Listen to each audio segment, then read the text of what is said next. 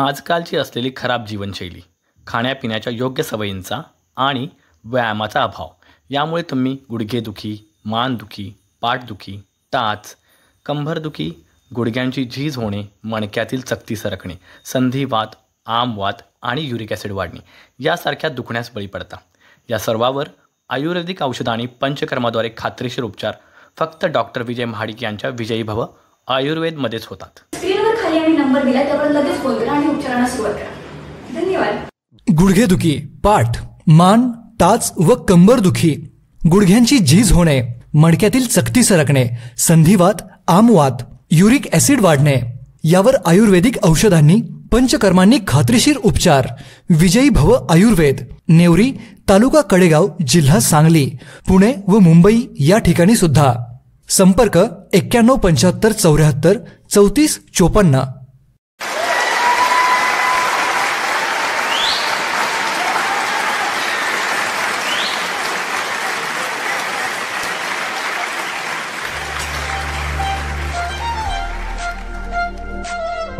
नमस्कार प्रेक्षक हो, आपल्या चहा पाव विथ बिस्कुटवाडीमध्ये मी तुमच्या सगळ्यांची लाडकी डॉक्टर गुड्डी तुमच्या सगळ्यांचं स्वागत करते. तर प्रेक्षक हो, तुम्हाला असा प्रश्न पडला असेल ना की गुड्डीने आज हा मराठमोळा लुक का केलाय. तर प्रेक्षक हो, विषयच तसा आहे. आपल्या बिस्कुटीतल्या मातीतली ज्येष्ठ मंडळी म्हणजेच आपले सरपंच तात्या, आपल्या सगळ्यांचे लाडके भाणाभाऊ आणि शहाजी बापू या सगळ्यांचं मी मनापासून स्वागत करते. चला तर प्रेक्षक हो, आपण सुरुवात करूयात आपल्या चहा पाव विथ बिस्कुटवाडी या कार्यक्रमाला. तर प्रेक्षक हो, मी सर्वात प्रथम आपल्या कलाकारांचा परिचय घेते. सर्वप्रथम तात्या. बिस्कुटवाडीकरांना सगळ्यांना माहिती आहे की तुम्ही सरपंच तात्या हा रोल करताय, म्हणजे माझ्या वडिलांचा. तर तात्या, तुम्ही तुमचं खऱ्या आयुष्यात नाव काय आहे किंवा तुम्ही करता काय हे सगळं आपल्या प्रेक्षकांना सांगा. नमस्ते, मी शिवाजी पांडुरंग सूर्यवंशी तथा काका मास्तर. माझं रेकॉर्डचं नाव बहुतांश लोकांना माहीत नाही. काका मास्तर या नावानंच मी सगळीकडे ओळखलं जातो.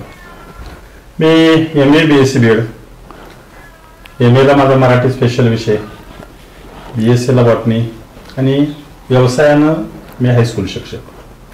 33 वर्ष सर्व्हिस केली, पैकी 32 वर्ष सलग गणित विषयाचा 100% निकाल. सगळी सर्व्हिस ग्रामीण भागात झाली आणि ग्रामीण भागातल्या विद्यार्थ्यांचा सलग 100% निकाल लावणं ही सोपी गोष्ट नव्हती. पण मी प्रथम माझ्या भूमिकेत काम करत होतो. माझी गरिबीची परिस्थिती, सामान्य माणसाची परिस्थिती ह्या गोष्टी विचारात घेऊन त्या विद्यार्थ्याला काय येते काय येत नाही ह्या गोष्टीचा अभ्यास करायचो आणि मग त्याला जे येते तेच त्याला हळूहळू वाढवीत ज्ञानाची अभिवृद्धी करत होतो. हळूहळू त्याला शिक्षणाकडे स्वतःहून घेत होतो आणि मग जो झोपलाय त्याला उठवत होतो, उठलाय त्याला चालवत होतो आणि चालतोय त्याला पळवत होतो, जो पळतोय त्याला स्पर्धेत आणत होतो. माझे 3 विद्यार्थी बोर्ड परीक्षेत आलेले आहेत. त्यांनी उच्चांकी मार्क, पैकीच्या पैकी मार्क मिळवलेले आहेत. आणि या माझ्या शिक्षण क्षेत्राच्या प्रवासात मला खेळाची आवड होती. मी विद्यार्थ्यांना खेळ शिकवायचो, खेळायला स्पर्धेला घेऊन जायचो. त्याचबरोबर अभिनयाची आवड होती. विद्यार्थ्यांना लेझिम, काठी, घुंगूर काठी, झांज पथक हे बसवायचो आणि हे स्पर्धेला घेऊन जायचो. अभिनयासाठी घेऊन गेलो, तालुक्याला, जिल्ह्याला, राज्यापर्यंत अभिनयासाठी घेऊन गेलो. आणि मला या अभिनयाची आवड अशासाठी होती की ह्या समाजाला आपण काहीतरी जर प्रबोधन केलं तर निश्चित समाजाचा थोडासा जो तोल जातोय, चाकोरी बाहेर समाज जातोय, त्याला कुठेतरी आवर घालता येईल. आणि हे मनोरंजनातून प्रबोधन हा विषय माझ्या डोक्यात आला आणि म्हणून मी या गोष्टीकडे वळलो. प्रेक्षक हो, मला तर एवढं कळलंय की आपले तात्या एक आदर्श शिक्षक होते आणि त्यांनी त्यांच्या खऱ्या आयुष्यात अनेक विद्यार्थी, उत्कृष्ट विद्यार्थी घडवण्याचा प्रयत्न केलाय. तर त्यासाठी त्यांचं मनापासून धन्यवाद. तर प्रेक्षक हो, मी आता आपल्या पुढच्या कलाकाराकडे वळतीये. तर मला तर तो कलाकार खूप क्यूट वाटतो. आपण त्यांना विचारूयात. आपल्या सगळ्यांचेच लाडके भानाभाऊ. भानाभाऊ, तुम्ही तुमच्याविषयी काहीतरी सांगा. नमस्कार. नमस्कार. मी भानदास भिक्खू शेळके, हिंगणगाव खुर्द आणि सध्या शेती व्यवसाय. आणि तसं म्हटलं तर हिंगणगाव खुर्द ग्रामपंचायतचं सदस्य सुद्धा आहे आता.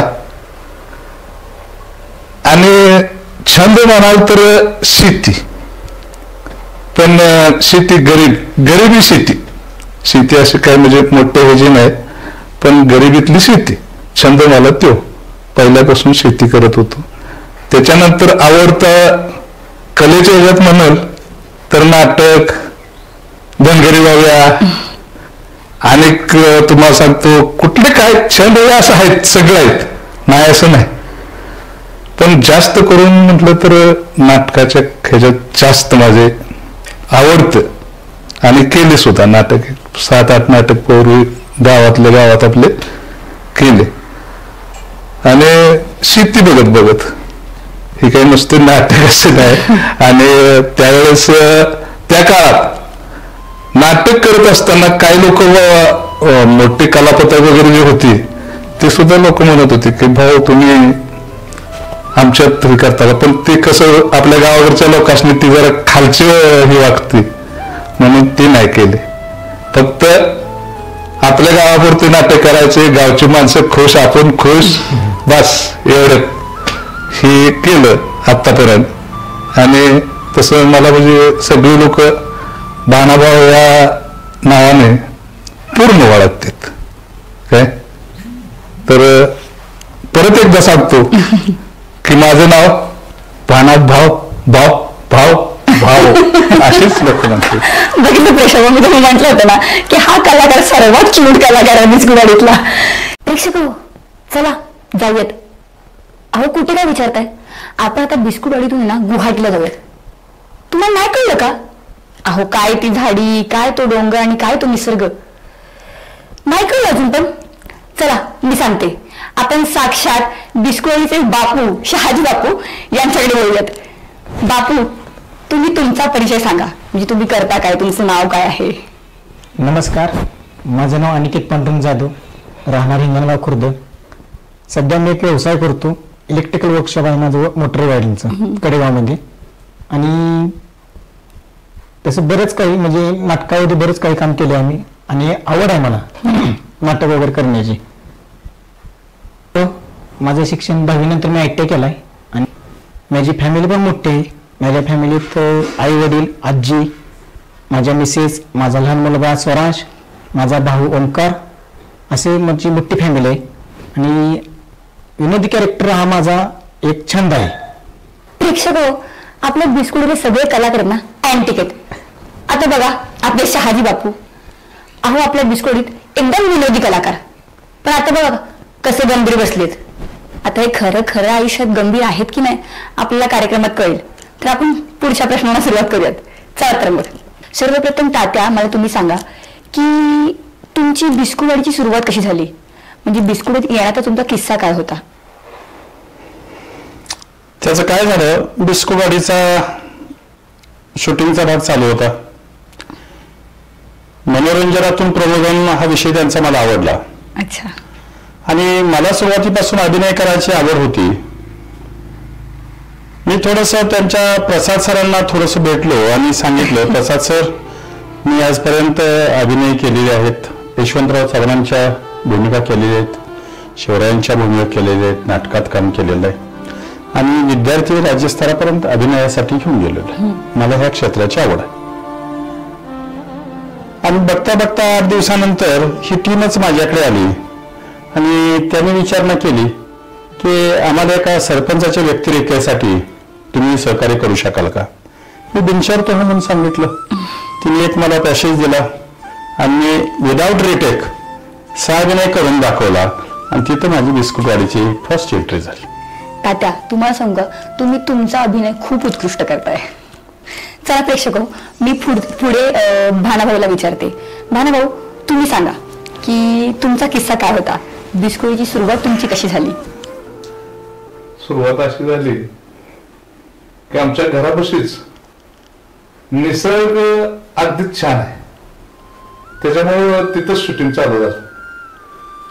आणि आमच्या गावचे ते आकाश, प्रसाद भाऊ ही दिसले, लखन, वजीर, ते बघितलं ना मला वाटायला लागलं हे आपल्या इथं जरा काहीतरी वेगळा वेगळी माणसं आहेत आपल्याकडे. ती जरा दोन वेगळीच दिसली एकदम उंचीला कमी हे म्हणलं काहीतरी पण आहे म्हणून मी आपलं गेलो बघायसाठी बघायसाठी वेळ काढून बसल्यानं बोलता बोलता लोक प्रसाद भाऊ ते हे बोलले म्हणले भाऊ काय करता म्हटलं शेती काय नाही मग शेत काय करायचं वाटतंय का आता मस्त मनात वाटतंय का मी तसा नाटक कलाकार पाहिलाच पण मी कसं म्हणायचो की मी करू का म्हटलं हो करू म्हणले चालतंय की मग हे बिस्कुटवाडी एक एक हे असा कार्यक्रम आहे चला म्हणलं करूया मग तुम्ही असे बऱ्याच ठिकाणी केलं आपल्या तिथंच शूटिंग बरेच दिवस चाललं होतं तसं ते रोड वगैरे सगळं निसर्ग अगदी चांगल्यापैकी आहे त्याच्यामुळे तिथं तिने घेतलं आणि त्या ह्याच्यातनं पुन्हा मला आवड आधीच होती लगेच मी हो म्हणलो मी आपलं चालू केलं परत बांगलणीचं काय कॅरेक्टर असेल किंवा काय अनेक शेतकऱ्याचा रोल बऱ्याच ठिकाणी झाला असेल पुन्हा हंपार एक वेळ आलं होतं म्हणजे तसं आवडे तर मन मला सगळं काय मिळालं आणि अगदी मन खुश वाटतं त्यात गेल्यापासून अगदी म्हणजे सगळ्या गोष्टीला अगदी समाधान वाटतं आणि ही लोक भेटल्यानं तर असं वाटतं की माझे एक जिव्हाळ्याची लोक माझ्यापाशी आली असं आनंद होतो भाऊ आम्हाला पण खूप छान वाटतं तुमच्यासोबत तर प्रेक्षक हो चला तर मग गुवाहाटीला जाऊयात हो आपल्या शहाजी बापूंकडे जाऊयात तर आपले बुसकोळीचे लाडके शहाजी बापू आपण त्यांना विचारूयात शहाजी बापू तुम्ही सांगा तुमच्या बिस्कुटवडीचा अनुभव काय होता म्हणजे तुमचा किस्सा काय आहे तुम्ही कसे बिस्कुट आलात त्याचं काय झालं गणेशोत्सवचा भाग चालू होता शूटिंग त्या टाइमला मिटिंगचा एक सीन चालू होता त्यावेळी आम्ही मिटिंग मध्ये बसलेलो होतो आणि पहिल्यांदाच बसलेलो आणि आम्हाला त्यावेळी नवीन वाटत होतं की पहिला नवीन काहीतरी आपण कुठेतरी दिसणार युट्यूबवर दिसणार आणि आम्ही पहिले त्यांचं लक्कन चालू वजीर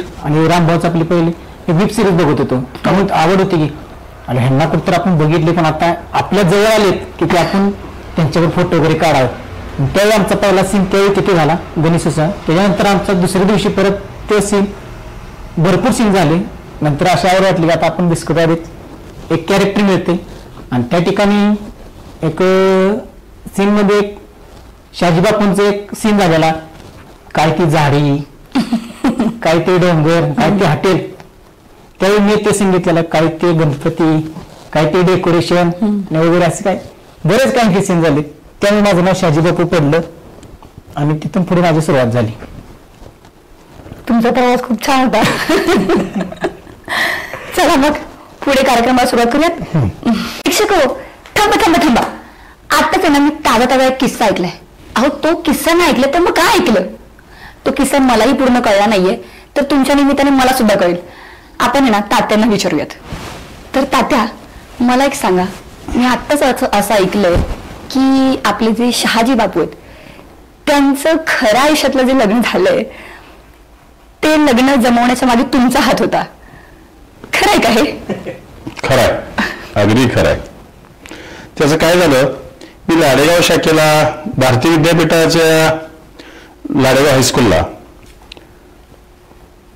गणिताचा शिक्षक म्हणून तिथे गेलो आणि तिथं त्या परिसरातल्या लोकांचा माझा परिचय झाला तिथं लेझिम खेळ एक असा आम्ही बसवला होता की त्याच्यातून समाज प्रबोधन तंटामुक्ती भांडणं कशी करू नयेत पाणी कसं जपून वापरावं हे आम्ही खेळातून जरा शिकवलं त्यामुळे मुलंही शिकली लोकातल्या भागातल्या लोकांनाही ते मेसेज गेला त्यांनी खूप आमचा लेझिम डोक्यावर घेतला आणि त्याच दरम्यान वांजुळीचे संजय नाना मंदिराचे शिल्पकार म्हणून व्यक्तिमत्व आमच्या सहवासात आलं त्यांची 2 मुलं माझ्याकडे शिकायला होती थोडासा स्वभाव बोलका त्यांचंही काम समाज उपयोगी असल्यामुळं दोघांची मैत्री होत गेली घरी जाणं येणं वाढलं आणि मग आमची मैत्री अधिकच घट्ट होत गेली त्यांची कन्या उपवर झाली त्याने हिंगणगावला शाजीबापूंच्या घरी येऊन सगळे काही पाहणी करून गेले त्याचा पसंतीचा पहिला टप्पा झाला होता आणि या भागातला मी असल्यामुळं नानांचा माझ्यावर फार विश्वास. नानांनी मला फोन केला आणि सांगितलं असं तुमच्याकडे काम आहे माझं महत्वाचं. बोला म्हणलं मी तुमच्या भागात सोयरी करायला येतोय आणि पूर्वार्ध सगळा झालाय, पण उत्तरार्ध तुम्ही हो म्हणल्याशिवाय मी करणार नाही. मला म्हणलं स्थळ वगैरे तरी माहिती द्या. सांगितलं. त्यांनी पांडुरंग जाधव हिंगणगावचे मिस्त्री आहेत आणि त्यांच्या चिरंजीवाच्या संदर्भात आलोय. तसं ते पांडुरंग मिस्त्री आमचे नातेवाईकच, खूप स्वभावाने चांगले, कुटुंब सुखी समाधानी, छोटं कुटुंब सुखी कुटुंब असा प्रकार, आणि गुणवंत होते, समाजाभिमुख होते. मुलगाही शिकलेला होता, नित्यभाषी होता. मुलगी त्यांची नित्यभाषी होती, शिकलेली होती, सुस्वभावी होती. मला दोन्हीच्या गोष्टींचा योगायोग खूप बरा वाटला. आणि नानांना मी सांगितलं, नाना तुम्ही आजपर्यंत लेकीला जेवढं गोड कौतुकात वागवलं असेल तितकंच किंबहुना त्याही पेक्षा जास्त या कुटुंबात त्याला वागणूक मिळेल. तुम्ही बिनशर्त मुलगी देऊन टाका. तसं मी वर्षाला 4 लग्न ठरवतोच. दोन्ही कुटुंबांचं सद्गुण विचारात घ्यायचं. दोघून एखादा असेल तर तो पटवून निग्लेक्ट करायचा आणि दोन्ही कुटुंबाचा हातात हात घालायचं. या संस्थेचे कामच असतं. ठीक आहे बापू, तुम्ही तात्या थँक्यू म्हणलं पाहिजे बरं का. चला तर मग पुढच्या प्रश्नांकडे वळूयात. प्रेक्षक हो, मला ना तिघांना एक इंटरेस्टिंग क्वेश्चन विचारायचा आहे. म्हणजे मी त्यांना विचारते, तुम्ही ऐका. तुम्हा तिघांना मला एक विचारायचं आहे की तुम्ही जेव्हा बाहेर जाता कुठे, तर तुम्हाला बिस्कुटवाडी या नावाने, म्हणजे तुमचं जे कॅरेक्टर आहे या नावाने कोणी ओळखलंय का? म्हणजे सेलिब्रिटी मध्ये कधी फिलिंग आलंय का? आलंय का? हो हो, खूप वेळा असं झालंय. मग तुमच्या आठवणीतला असा किस्सा सांगा. त्याचं असं झालं, एकदा ठिबक संच आणण्यासाठी आनंद सेल्स करेगावला गेलो. आम्ही पायपा साहित्य वगैरे खरेदी करत होतो. तेवढ्यात मोटरसायकलने एक वडील आणि त्यांचा छोटा मुलगा आला आणि तो पटकन मुलगा माझ्याकडे वडिलांना सोडून माझ्याजवळ आला आणि पप्पांच्या मोबाईल मध्ये आमच्या दोघांचा फोटो काढायला लागला. पप्पाने विचारलं, काय करतोय? अहो पप्पा, हे बिस्कुटवाडीचे सरपंच तात्या आहेत, तात्यांच्या बरोबर माझा फोटो काढायचा आहे, या तुम्ही बी. तुम्ही हाच कॉस्ट्युम घातला होता का? कॉस्ट्युम माझा हा नव्हता, साध्या वेशात होतो, पण त्या मुलानं मात्र बरोबर ओळखलं होतं. आणि मग त्या दोघांनी पितापुत्रांनी काढलं. मग सेल्समन वगैरे हे सगळेच आले, दुकानदार आले आणि सगळ्यांनी फोटो एक छानपैकी घेतला. पुन्हा दुसऱ्या वेळी एकदा बसमध्ये निघालो होतो आणि बसमध्ये सुरुवातीला गर्दीच होती. बसमध्ये स्टँडिंग मध्ये होतो. तेवढ्यात एक मध्यम वयाच्या इसमानी मला सांगितलं, अहो सरपंच यायचं बसायला. मागून बघितलं, माझ्या काही ओळखीची व्यक्ती नव्हती, पण त्यांनी मात्र जो रिस्पेक्ट दिला तो मात्र ओळखीचा होता. मी जाणलं, नमस्कार केला. तो म्हणला, अहो तुम्ही बिस्कुटवाडीत काम करताय, या नाही तर. मग त्यांनी जागा द्यायच्या ऐवजी शेजारचा माणूस उठून उभा राहिला आणि मला जागा दिली. बिस्कुटवाडीमुळे माझी भरपूर ओळख झाली आणि सर्वसामान्यांच्यात मी बिस्कुटवाडीचे सरपंच तात्या म्हणून पोहोचलो. लोक भरपूर ठिकाणी ओळखतात, दाद देतात, समाधान वाटतं. ही बिस्कुटवाडीने मला दिलेलं देणं आहे. छान छान. भाऊ, तुम्ही सांगा. माझ्याबद्दल सांगायचं म्हटलं तर आता असं बरंचसं झालंय की मला कधीच कुणाला फोन न येणार, ते सुद्धा फोन मला येते काय, भाऊ तुम्ही आम्हाला त्या ह्याच्यात दिसलं, असं ते भांगणीचं होतं, तुम्ही ते अमक्या ह्याच्यात, असं म्हणजे प्रत्येक ह्याच्यातलं बघितलं प्रत्येकाचं. आणि पाक बाहेर दुकानला लोक आहेत ते सुद्धा बघतील आणि बघितलं की बाहेर बघितलं की लगेच फोन येणार. असंच आमच्या गावाच्या बाजूला, हिंगणगावच्या बाजूला वांगी गाव आहे. त्या वांगी गावात आमची बँक आहे मध्यवर्ती. बँकेत गेलो, आमचा मुलगा बी होता आणि बँकेत एक पोरगा आमच्या मुलाच्याच वयाच होत. ते वर माझ्याकडे बघायचं, पुन्हा ते आपलं खाली द्यायचं, बघायचं, पुन्हा आमच्या मुलाला विचारतात, काय मला विचारणार. म्हणजे ते तुमचे वडील तर हो. शाना मी ते बिस्कुटवाले कार्यक्रम म्हटले हो. मग पुढे मला बोलवलं, स्टाफ सगळा उठला आणि हाय बाळा मग पुन्हा सगळे डोक्यात आलं की हा हे मानावं. असंच कधी लहान मुलं ओळखीच नसते पण जाता येता अगदी म्हणजे त्यांना जर ओळखलं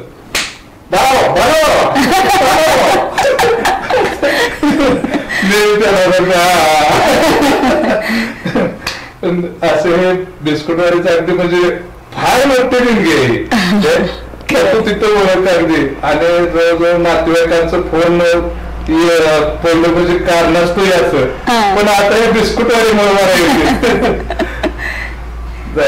अशा चांगल्यापैकी मला त्याचा हे आहे. छान छान. बापू तुम्ही सांगा. आता तसं सांगायचं म्हणलं तर मी एकदा करायला गेलेलो तू आणि त्यावेळी एका हॉटेलमध्ये नाश्ता करत बसलेलो. नाश्ता करून वगैरे झालं आणि मी बिल पे करतो त्यावेळी 2 मुलं तिथे बसले. त्यांची कुजबुज मला ऐका येत होती. यांना कुठेतरी आपण बघितलंय पण त्यांना आठवत नव्हतं लवकर. परत माझ्यापाशी एक मुलगा आला, तुम्ही बिस्कुटवाडीतले बापूच ना? हो म्हणले मी बापूच आहे बिस्कुटवाडीला. त्यावेळी ती खुश झाली. त्यावेळी ते माझ्याबरोबर फोटो काढत होते. त्यांना ती बाजूच्या वगैरे विचारत कोण आहेत. त्यावेळी त्यांनी सांगितलं की बिस्कुटवाडीत काम करतात. मी त्यावेळी त्यांनी युट्यूबला जाऊन आपलं चॅनल सर्च केला आणि त्यावेळी ती बघत बसले की बिस्कुटवाडी. त्यांनी पण माझ्यासोबत फोटो काढले. नंतर आम्ही म्हणजे बऱ्याच ठिकाणी अशी दुकानात वगैरे बसलो तर लोक येतात डायरेक्ट बापू काय चाललंय. मी असं म्हणजे कन्फ्युजन होतं ना की बापू मला इकडे बघत असतो म्हणजे माझंच नाव बापू मला ते लवकर आठवत नाही. आणि कस्टमर पण खूप ओळखायला लागलेत मला की तुम्ही बिस्कुटवाडी काम करता. खरं प्रेक्षक हो, आम्हा सर्वच कलाकारांना बिस्कुटवाडीची एक देण आहे. तर आमचं orange tree entertainment film channel जाऊन सबस्क्राईब करा. चला पुढे बोलूयात. प्रेक्षक हो, मला ना तिघांना बिस्कुटवाडी रिलेटेड काहीतरी प्रश्न विचारायचे तर आपण विचारूयात. तात्या, भानाभाऊ आणि शहाजी बापू, तुम्ही तिघांनी मला सांगा की तुमचा बिस्कुटवाडीतला सर्वात पहिला सीन काय होता, त्याचा एक्सपिरियन्स शेअर करा. म्हणजे तुम्हाला कसं वाटलं, पहिला सीन काय होता, कोणासोबत होता, सांगा. ठीक आहे. बिस्कुटवाडीचा पहिला किल्ला नावाचा एक एपिसोडचा तयार झाला. तुमचा पहिला माझ्यासाठी हा तो पहिला होता. त्याच्यात मला तयार किल्ल्यापेक्षा मुलांची जी जिज्ञासा होती, आम्ही तयार केलेला किल्ला आणि त्याच्या दृष्टीने गेलेला मेसेज, शिवरायांच्या वेळी किल्ल्यांनी काय भूमिका बजावली, किल्ल्यांच्याकडे बघण्याचं पावित्र्य काय होतं, आणि आज पर्यटन स्थळ म्हणून फिरायला जाणाऱ्या लोकांनी, पर्यटकांनी त्याच्या ठिकाणी जे गैरवर्तन केलं त्याच्यावर तो प्रबोधनाचा भाग टाकला, तो मला खूप भावला. आणि अशा रीतीने तो किल्ला एक भाग मला बरा वाटला. त्याच्यानंतर वादळ नावाच्या एपिसोडमध्ये विविध प्रकारचे विविध रंगाचे झेंडे एकत्र केले, विविध समाजाचे झेंडे एकत्र केले आणि त्यांना एकत्रित करून पुन्हा तिरंगा केला. ही गोष्ट माझ्या मनाला भावली. भारत माता विविधतेतून एकता साधते. लोक वेगवेगळ्या पंथाचे आहेत, धर्माचे आहेत, जातीचे आहेत, पण हम है हिंदुस्तानी हा जो त्यांचा दिलातला नारा आला तो मला एक बरा वाटला. त्याचबरोबर सरपंचांच्या भूमिकेतून डॉक्टर बाबासाहेब आंबेडकरांची जयंती साजरी करताना एक लक्षात आलं की आजपर्यंत डॉक्टर बाबासाहेब आंबेडकरांची जयंती एका विशिष्ट समाजात तयार केली जात असे, पण मला वाटलं की किंवा ही एक काळाची गरज आहे. डॉक्टर बाबासाहेब आंबेडकर फक्त एका समाजापुरते नव्हते, तमाम मानव जातीचे होते, हिंदुस्थानचे होते, भारताचे होते. त्यामुळे त्यांची जयंती, पुण्यतिथी ही सर्व गावकऱ्यांनी एकत्र येऊन साजरी केली पाहिजे हा मेसेज दिला आणि तो आमच्या ग्रामस्थ गावकऱ्यांना मनाला भावलाही आणि त्यांनी एकत्रित येऊन साजरी केली. ह्या अशा बऱ्याचशाच गोष्टी उद्बोधनपर मला खूप बऱ्या वाटल्या.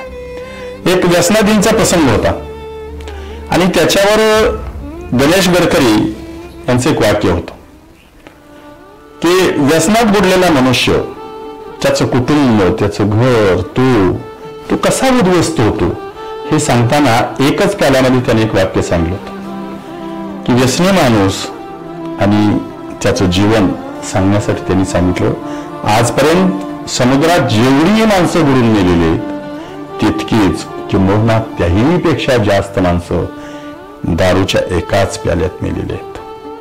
तर तरुणांना सल्ला सांगायचा आहे, समुद्रात बुडणारा तो एकटा बुडतो, पण दारूच्या एका प्याल्यात तोच बुडतो असं नाही, त्याचं कुटुंब बुडतो, त्याचे नातेवाईक बुडतात. तर दारूपासून व्यसनापासून दूर राहा. हा दिलेला मेसेज खूप बरा वाटला. धन्यवाद. प्रेक्षक हो, बिस्कुटवाडीच्या बऱ्याच अशा एपिसोडमधून आपण समाजाचं प्रबोधन केलंय. सो आता तात्यांनी पण एक चांगला संदेश दिला आपल्याला. सो सगळ्यांनी आपण तो लक्षात घेऊयात आणि त्याप्रमाणे वागूयात.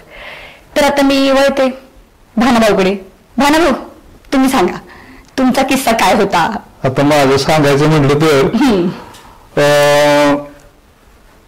भांगरणीचा एपिसोड पहिला एपिसोड होता का? पहिला नाही, त्याच्या अगोदर झालं, पण आवडता माझा. अच्छा, पहिला आवडता सांगा. पहिला सांगा.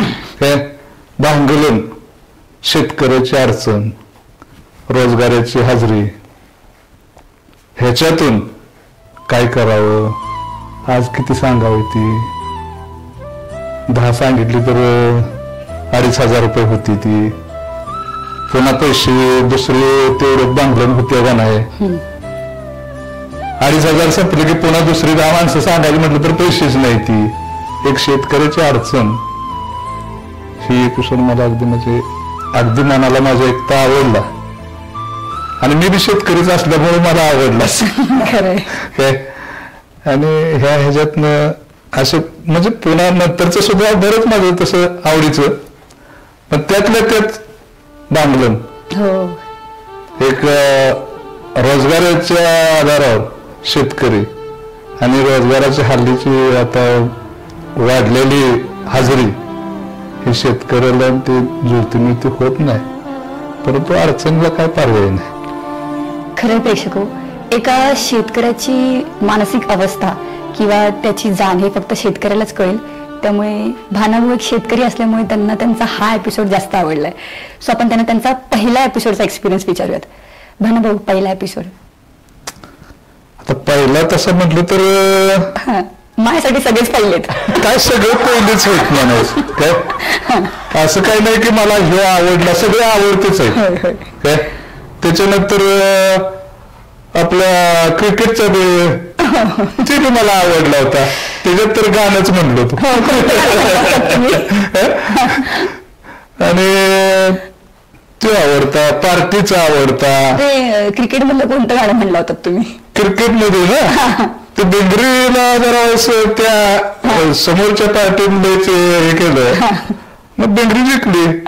जिंकल्यानंतर तिचं नाव बेंगरी, मला आठवलं येईन त्याचे घेईन गिरकी, बेंगरीवानी कोणी नाही दुसरी. गारा गारा गारा गारा गारा गारा गारा बेंगरी गे बेंगरी फिरती बेंगरी.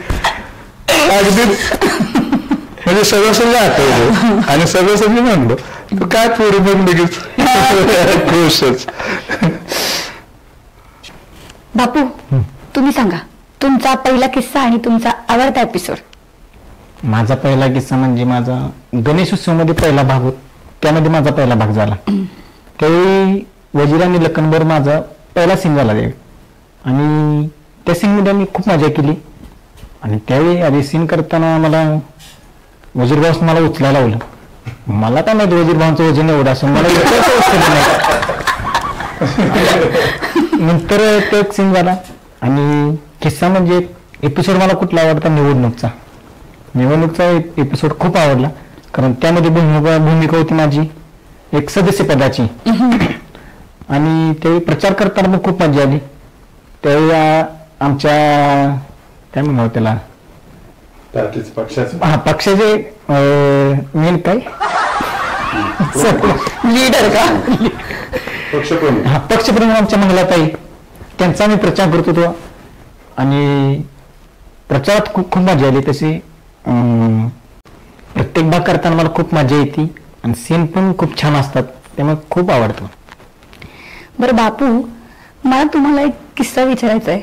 म्हणजे आपला तो एपिसोड झाला ना 3 फुलं 3 बदाम, त्यामध्ये तुम्ही मला चिठ्ठी दिली आणि ती चिठ्ठी दिल्यानंतर माझ्याकडे हसत हसत बघत गेलात.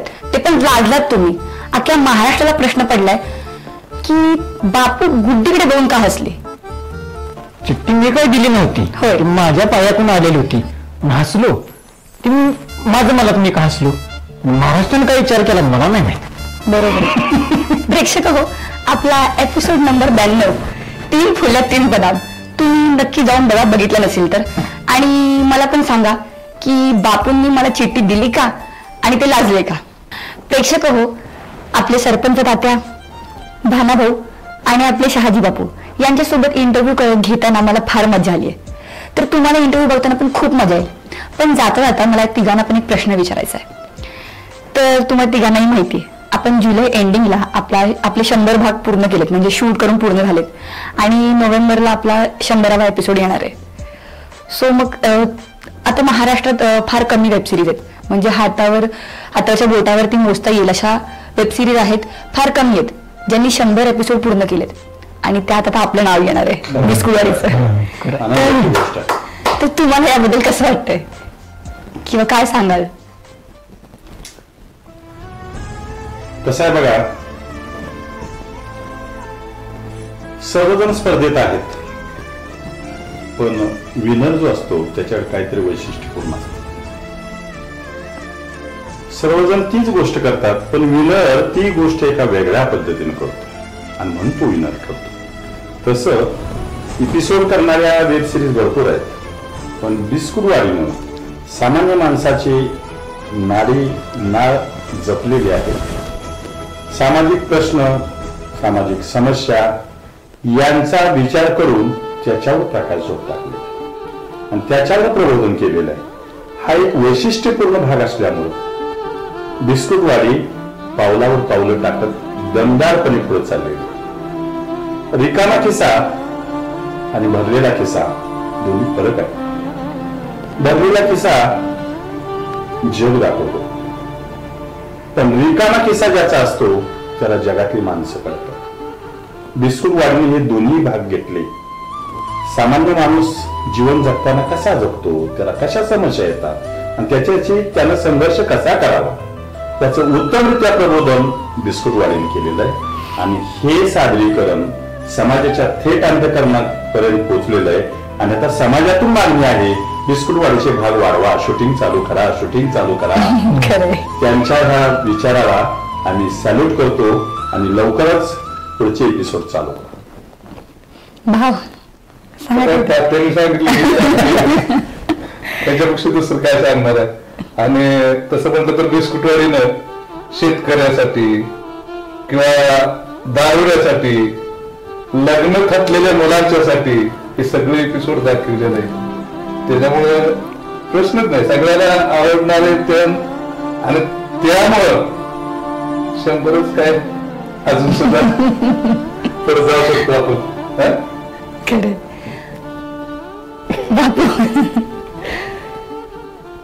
खरं तर सांगायचं म्हणलं तर आतापर्यंत मी 36 भागापासून या बिस्कुटवाडीमध्ये आलो. आता 100वा भाग येतोय.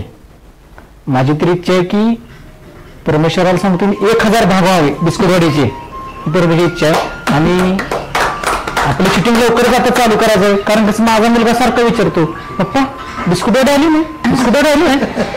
अरे बिस्कुटवाडी येणार आता, तिथून पुढे शूटिंग चालू होणार आहे, मला सारखं सांगायला लागतं. त्यामुळे आता लवकरात लवकर शूट चालू करायचं आपण पण. खरं प्रेक्षक हो, आता लवकरच आपले 100 एपिसोड येतील आणि आम्ही इथपर्यंत पोहोचलोय तुमच्या सगळ्यांच्या सपोर्टमुळे. त्यामुळे मनापासून धन्यवाद तुमच्या सगळ्यांचं. तुम्ही असंच बिस्कुटवाडी बघत राहा आणि बिस्कुटवाडीवर प्रेम करत राहा. भानाभाऊ, बापू लक्ष द्या बरं का, तात्याला काहीतरी विचारते मी आता. तात्या, अख्ख्या महाराष्ट्राला प्रश्न पडलाय की गुड्डीचा दवाखाना का चालू होत नाही, का गुड्डीला दवाखान्यात जागा मिळत नाही. तुम्ही गावचे सरपंच आहात, तुम्ही का बरं मला जागा दिली नाही. प्रेक्षक हो, मी त्यांना असा प्रश्न घरी विचारू नाही शकत ना. सो तुमच्या निमित्ताने मला आता विचारायला मिळतोय, आपण विचारू त्यांना. थांबा, सांगा. डॉक्टरीन खूप चांगला प्रश्न विचारला. हो, एक वास्तव सांगतो. माझी अरुंधती 3.5 महिन्याची होती आणि डॉक्टर शशी रानडे हॉस्पिटल कराड त्या डॉक्टरनं बाईंनी हे छातीवर 2 बोटं ठेवून निदान केलं की भविष्यात हिचं एखादं हृदयाचं ऑपरेशन करावं लागेल. भविष्यात ते आम्ही बॉम्बे हॉस्पिटलला केलं, यशस्वी झालं, ओपन हार्ट सर्जरी केली. ती लॉ झाली, पुन्हा आम्ही त्यांना भेटायला गेलो. त्यांना खूप आनंद वाटला. पण दरम्यान त्यांचा जो गावात दवाखाना होता छोट्या जागेवर, तो त्यांनी दुसऱ्या ठिकाणी शिफ्ट केला आणि तो थोडासा लांब होता. कोल्हापूर नाक्याच्या भारतीय बँकेच्या थोडस पुढे जावं लागतंय. मग ते पेशंटला थोडस जास्त लांब वाटतं. मॅडम परिचित असल्यामुळे डॉक्टरांना विचारलं, मॅडम दवाखाना थोडासा गावात असता तर बरं झालं असतं एस टी स्टँडच्या परिसरात. डॉक्टरांबाई हसल्या आणि शांतपणाने खूप छान उत्तर दिलं. मलाही अजून असलं होतं आणि तेही तुमच्या बाबतीत मी शेअर करतोय. त्या म्हणाल्या, सर मी जर दवाखाना गावात घातला असता तर त्या दवाखान्याचा प्रत्यक्ष व अप्रत्यक्ष बोजा माझ्या सर्व पेशंटवर पडला असता. गावात जागा स्वस्तात मिळणार नाही, खूप महाग, आणि त्याचा बोजा त्या पेशंटवर पडला असता. मला माझा येणारा पेशंट हा सामान्य स्थितीतला आहे, सामान्य कुटुंबातला आहे हे माहीत आहे, म्हणून थोडं 4 पावलं लांब असला तरी चालेल, पण तो मला परवडणारा, माझ्या पेशंटला परवडणारा असावा, अशा उद्देशाने मी थोडासा दवाखाना लांब घातलेला आहे. त्यांची पेशंट विषयी असणारी जी आपुलकी, जिव्हाळा, किंवा पेशंट हा माझाच पेशंट आहे ही जी गोष्ट वाटली ती मला खूप भावली. आणि नेमकं त्याच न्यायानं तुम्हाला दवाखान्यासाठी जागा मी अशी निवडणार आहे की ती अल्पमोली असावी, सर्व पेशंटच्या सोयीची असावी आणि तुमचा छानपैकी टुमदारपैकी तिथं हॉस्पिटल उभं राहावं, अशा दृष्टीनं अगदी जवळच्या काळात येणाऱ्या दीपावली पाडव्याच्या दिवशी आपण भूमिपूजन करू. टेन्शनच नाही. ठीक आहे, सांगा जरा सबस्क्राईब करा आपलं चॅनल, सांगा जरा प्रेक्षकांना. लाईक करा, सबस्क्राईब करा, बिस्कुटवाडी पुढे पुढे न्या. शेअर करा, लाईक करा, सबस्क्राईब करा आणि बेल आयकॉन वाजवायला विसरू नका. धन्यवाद.